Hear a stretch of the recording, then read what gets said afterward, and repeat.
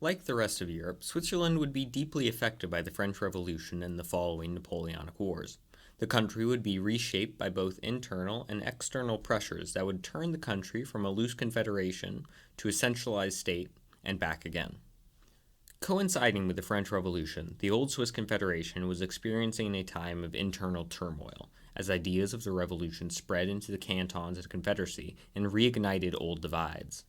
Religiously, politically, and regionally, the Swiss cantons were deeply divided.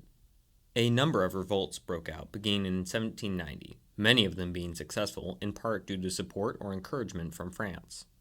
France, for its part, had declared its intention to maintain friendly relations with the Swiss Confederation, but that declaration quickly fell by the wayside as French interests increasingly turned outwards as it fought the First Coalition from 1792 to 1797.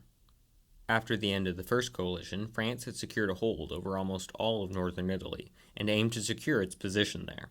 Switzerland, therefore, became a very tempting target. The old regime was already viewed negatively by many in the French government, as it still held on to elements of feudalism.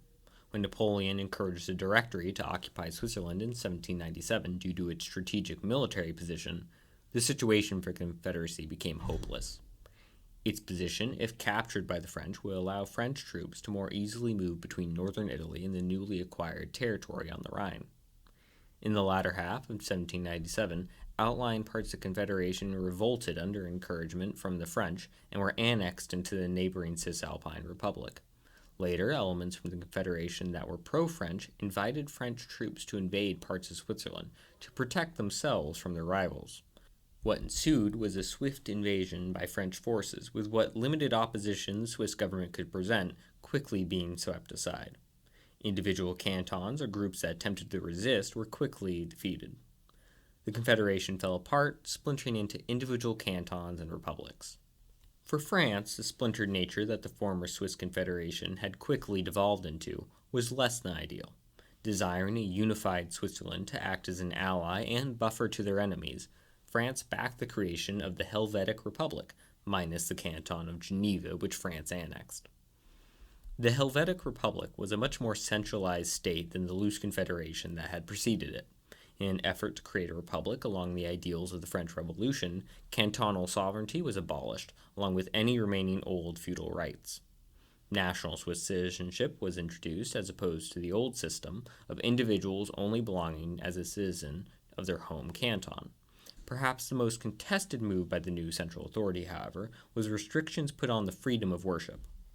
Opposition to the new centralized system was severe enough that several cantons rose up in revolt, only to be put down by French troops and their cantons subsequently merged. Despite France taking a relatively hands-off approach to internal politics of the new republic, it was extremely unstable as two opposing factions developed. Centralists, who supported a strong centralized state, and Federalists, who supported the old system of mostly independent cantons. All the while, many people in Switzerland grew more hostile to the new government and French occupation. French troops looted much of the country and put the government deep into debt, as it struggled to support itself and the French. Numerous coups were attempted. The only reason the Republic did not devolve into a state of civil war during this time was the presence of French troops. The situation would grow even worse with the outbreak of the Second Coalition against France. Austria and Russia were deeply unhappy with the French invasion of Switzerland, and launched the Second Coalition against France in part due to the situation in Switzerland, along with a long list of other grievances. During the Second Coalition, Switzerland became a battleground during 1799 as both sides fought over the country and its key mountain passes. Ultimately, the French were victorious, but the conflict only further hurt the struggling republic, especially financially.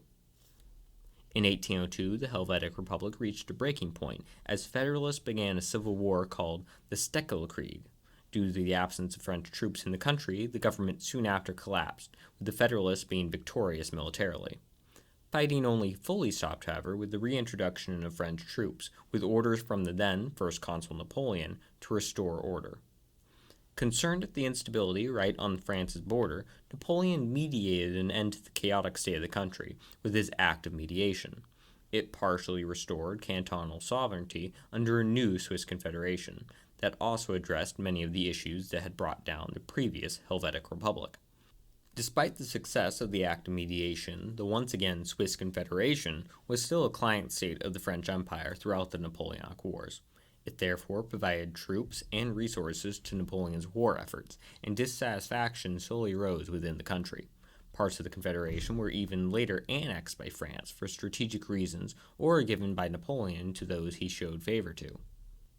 With the end of the Napoleonic Wars, however, the old regime of the Confederation was reinstated by the victors, undoing many of the changes that had been implemented in both the Helvetic Republic and the Napoleonic Swiss Confederation.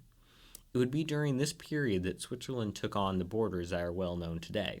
Swiss neutrality can also be seen to emerge from the end of the Napoleonic Wars and the peace that followed, as since its conclusion, Switzerland would never again participate in a foreign war.